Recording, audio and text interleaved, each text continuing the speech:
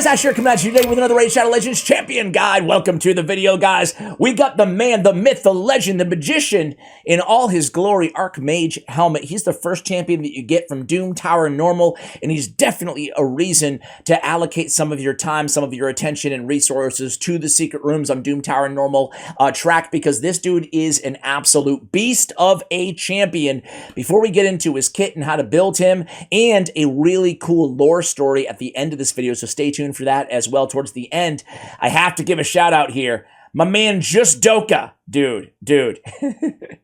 Day 12 asking for a Dark Kael or ARCHMAGE HELLMUT. Day 14 asking for a Dark Kael or ARCHMAGE HELLMUT. Day 16 asking for it. Been following you for 4 years now.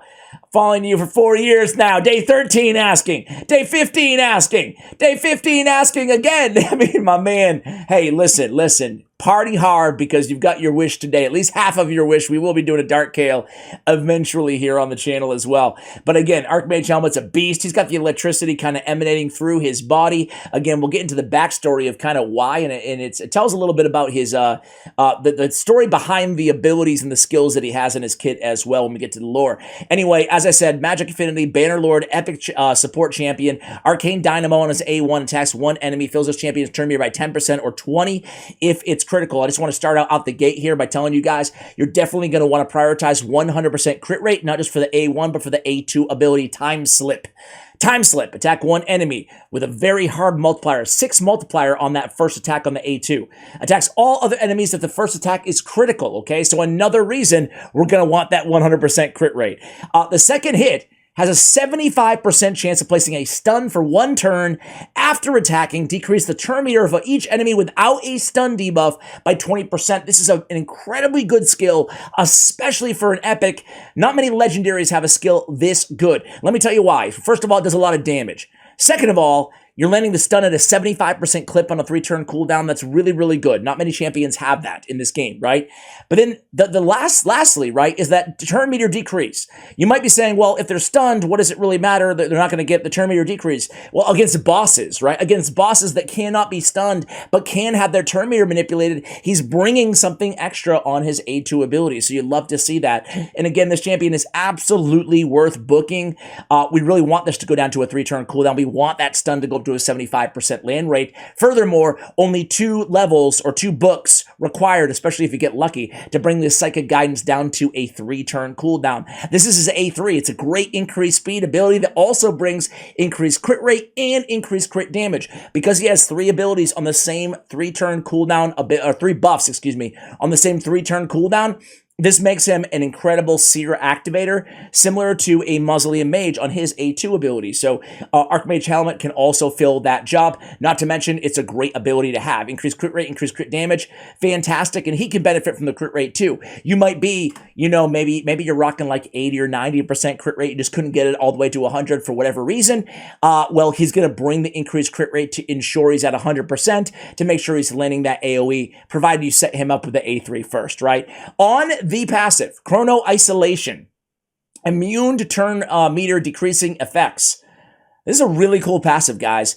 You know, champions like Lysandra, champions like Deacon Armstrong, champions like Diabolist, anybody who has turn meter reduction, it's not going to work on ARCHMAGE HELLMUT. This is especially useful in the arena. Again, champions like Lysandra, they go, it's not going to work, right? He's going to be immune to any turn meter decrease. So there's a lot of champions in this game with turn meter decrease. I mean, even a Rosin Scarhide could come in there with a 100% turn meter decrease. A Warlord could come in with a 70% or whatever turn meter, or 70% to land a turn meter decrease.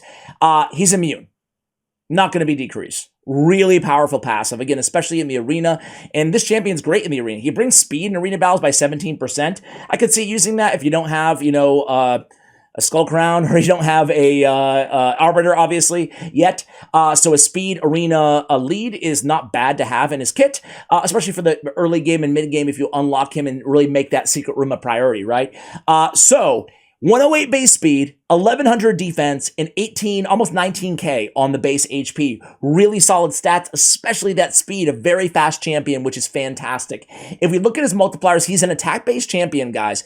His base attack is 925, so fairly low, but look at these multipliers. He has a 4.8 multiplier on his A1, which is insanely strong. However, keep in mind, again, that low base attack, right? He has a 6 on the first hit multiplier and a 3.5 on the AoE attack on the A2. Sneaky damage on this champion, especially considering he is a support champion, right? So let's go ahead and see how we have him geared out in today's vid. And then let's take him for a run here. I do think I have Faction Wars open right now, but I also want to show you him on a Seer activating team. As I was mentioning earlier, you can use this champion in the arena as well.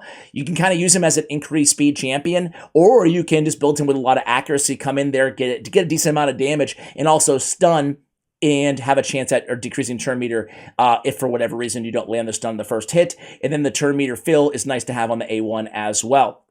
I would definitely run this dude in the arena as kind of like a dual threat in terms of a control and support. If I was in kind of the early game or the mid game, and I get him pretty early. Okay, so we have him in a shield set. Why the heck is this dude in a shield set? Well, it can help you out pretty much anywhere, right? He's a support champion, so putting him in a shield is just going to help us, especially if we're not going in there and A1 cycling our abilities on every single wave. It's going to make sure that we have a little bit of a cushion, if you will, to get our big money abilities ready for the next wave without dying ahead of time. But furthermore, I have him with a shield set because I use him as a Seer activator, and it's another buff that you guys can strip or use Seer to strip on the Karma Burn ability and get more damage out of her Karma Burn. So I think the shield set is fantastic, whether it's if it was arena and I wasn't using him with Seer, I'd probably go bolster. But really, there's so many different sets you can use on this champion, right? We do want a little bit of accuracy or some accuracy to land the stun, so you could even put him perception, get the extra accuracy there, get the speed there as well. So really even lifesteal, because he can like heal himself up if you want to, especially early game. But I would go probably just like survivability, so immortal, perception, or stun, I wouldn't go stun on this champion, but I would go shield or bolster. Okay, I want to do his masteries together, guys. But before we do that, let me go ahead and show you how I have him built here.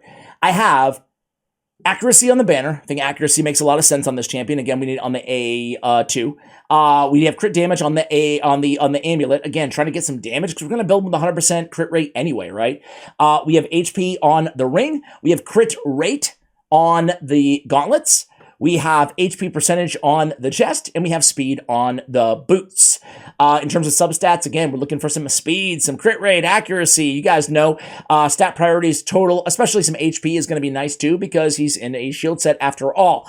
We have 2,600 on the defense, 61k on the HP, 235 nice and fast. We have about 96% crit rate, but we have not done the masteries yet, so we'll get it up to 100. We really want 100% crit rate as a top priority on this champion, and then again, enough accuracy, usually a 10 for every stage of the dungeon that we're on, to make sure that he's landing those stuns, or the turn meter.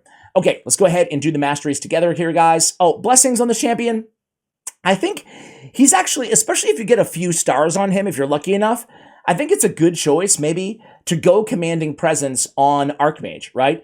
It will strengthen my team's aura by 15%, 35%, the higher that we get, starting at 2.5. I think that if you don't already have a champion with Commanding Presence, or you don't have a champion with Intimidating Presence, a legendary, then I think he's a good option to go that route. You could also get a little bit of extra damage vis-a-vis Phantom Touch if you wanted to. So I think this was probably the direction that I would go. I think Dark Resolve is fine as well, getting a little bit extra HP, a chance at blocking debuffs is always nice to have.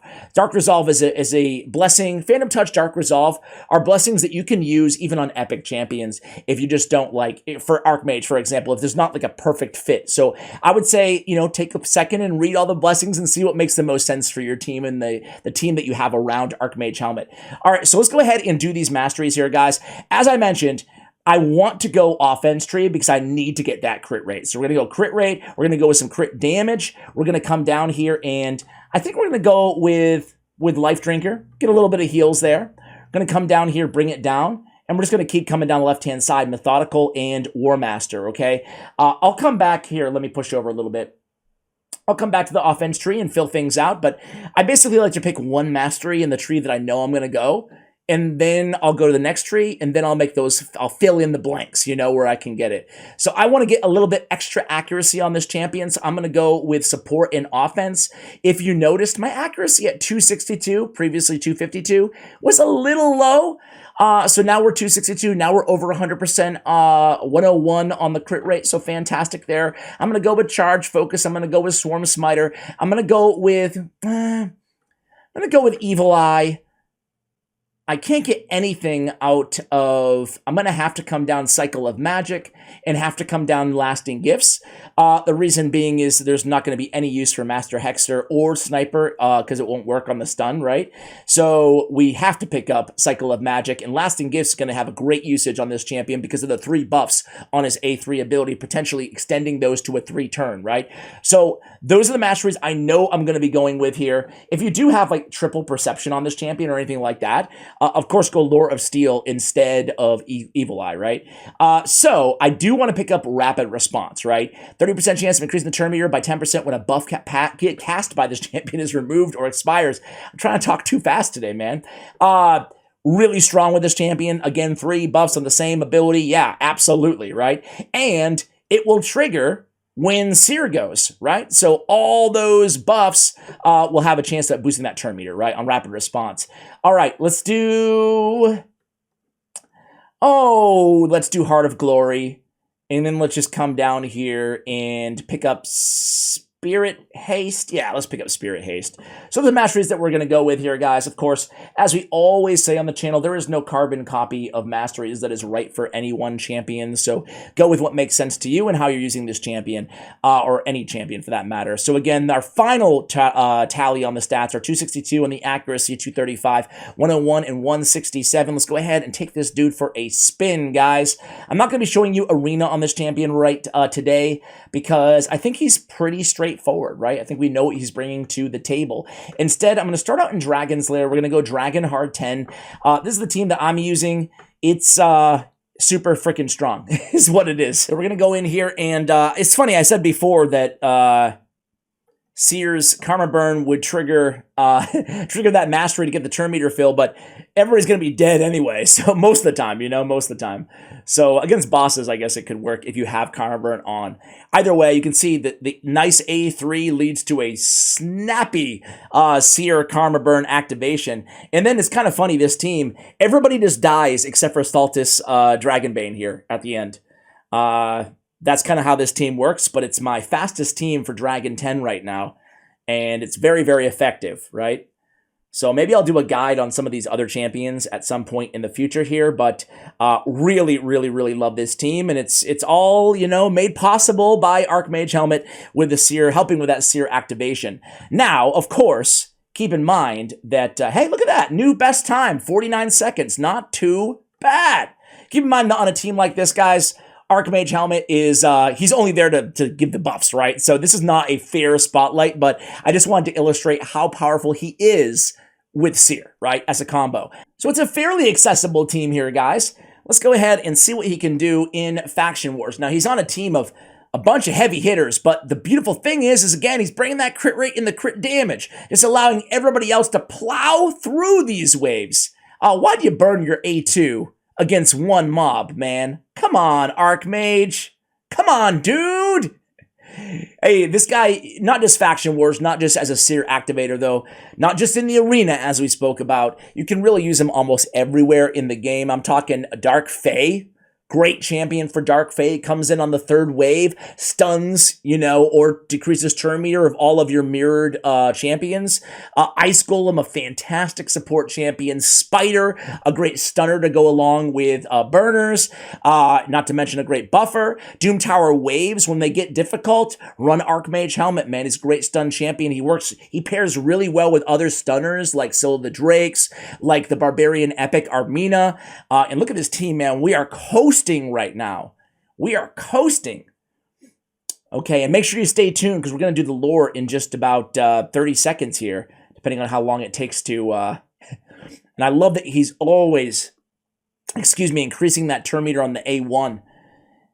I feel like oftentimes, at least me, I can only speak for myself, but as a beginner player, I never really I never appreciated turn meter increase, especially like 20% on the A1. I don't know. It doesn't sound like much, but it does make quite a bit of an impact over the course of an entire battle, right? All those A1s boosting turn meter by 1/5, basically, you know? So here we go. A lot of poisons going down. Rhonda's just doing her thing, man. Golly. Do I have a toxic set on Rhonda? Didn't realize I had that on her. I wonder why. Either way, things are looking pretty good here. It looks like to be around a 2-minute run. And really, these are the most accessible champions that I could find to showcase here.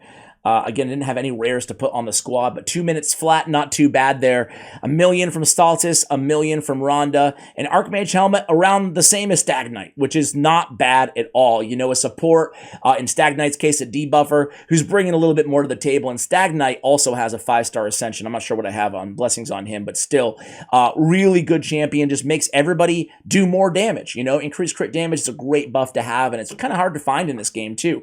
Okay, let's go ahead and talk a little bit about my man. Again, I promised a pretty good story on him. I'm going to deliver right now. So it's ARCHMAGE Helmut, guys. So there he is in all his glory. Not a single soul in Teleria could deny that magic offers a path to power. In days long gone, it was commonplace for shamans and sorcerers to command nations, and to this day, it is not unheard of for the rulers of Averia to practice arcane arts. Even the monarchs not blessed with natural magic talent often find themselves in need of a wizard. Thus, many magicians flock to the courts of the rich and the powerful. For most commoners, amusing some baron's guests with tricks or scrying their future is the height of the ambition. But becoming a royal archmage to the king of Karok, the knight of knights, that requires intelligence and the strength few possess. Born a simple scribe, Helmut was surrounded by books, scrolls, and the scent of ink from his very first days of life. He learned to write and read earlier than most of his peers and often spent his days stuck in a book from dawn to dusk. Had it continued like that, Helmut would have become an excellent scribe, perhaps even attain a cushy position as a magistrate to some duke. But fate had other plans. In his 7th year, Helmut created something of an uproar when he set the town library on fire after attempting to replicate a faded cantrip formula he found. That in itself was quite an achievement, and the boy was fortunate to have his talents noticed by one of the local Marquise's officials. Soon enough, a messenger arrived with the Bannerlord's decree. Helmut was to pack whatever possessions he had and depart for the Mage Seminary of Karok. There, he would spend the rest of his formative years and learned his new craft. It was the last time he would see his home. It took a long 20 years before Helmut emerged from the cloistered towers of the seminary, a mage in his own right. He was ambitious, intelligent, and garnered the attention of many prominent wizards of his time. But it was the royal court that called to Helmut, and thus he set out to the castle of Karok, where the king's majordomos ensured his services would be put to good use. In that role, Helmut accompanied armies and headed expeditions into the most dangerous corners of Teleria. He defeated Xavier the Crimson Eye, a powerful orc warlock whose tribe raided the eastern borders of Karok. They should turn him into a champion, huh? Xavier the Crimson Eye? In a duel of arcane powers that claimed countless artifacts for the king. The realm's most influential nobles sought his counsel, so it was no surprise Helmut was named the Royal Archmage after his predecessor died in a freak accident involving a barrel of dragon dust and an experimental witch fire lantern. Having inherited a bibliotech squire, one of the greatest repositories of knowledge known to man, Helmut plunged headlong into research and disappeared from the court for almost a year. Tractates on extremely complex chrono-magic and the art of manipulating various elements had given the newly anointed Archmage insight into many mysteries which his peers could only dream of. Alas, even wizards of great intelligence are not immune to deceit. An elven sorceress by the name of Ryan managed to attract Helmut's eye. She was shrewd, charismatic, talented, and had a knack for carrying out the most difficult missions with discretion. Helmut had taken the young woman under his wing and was repaid with treachery. Ryan, as it turned out, was a dark mage who only sought to use him to gain access to the bibliothèque squire. She stole valuable artifacts and escaped through trickery when Helmut almost had her cornered. Yet the royal archmage would not rest until his honor was satisfied. He personally led hunting parties that searched far and wide for this treacherous apprentice, but fortune was not on his side this time. Perhaps that is how Archmage Helmut came in contact with the Arbiter. Had she offered him a chance to see justice done in exchange for his eternal services? Perhaps you will be able to ask yourself, should you gain the venerable wizard's loyalty? Bah, bah, bah. I thought the story was pretty cool. I liked how that included Ryan the Conjurer towards the end there as well, guys. This is going to wrap things up on the Archmage Helmut guide. Thank you so much for watching, and as always, take care, guys.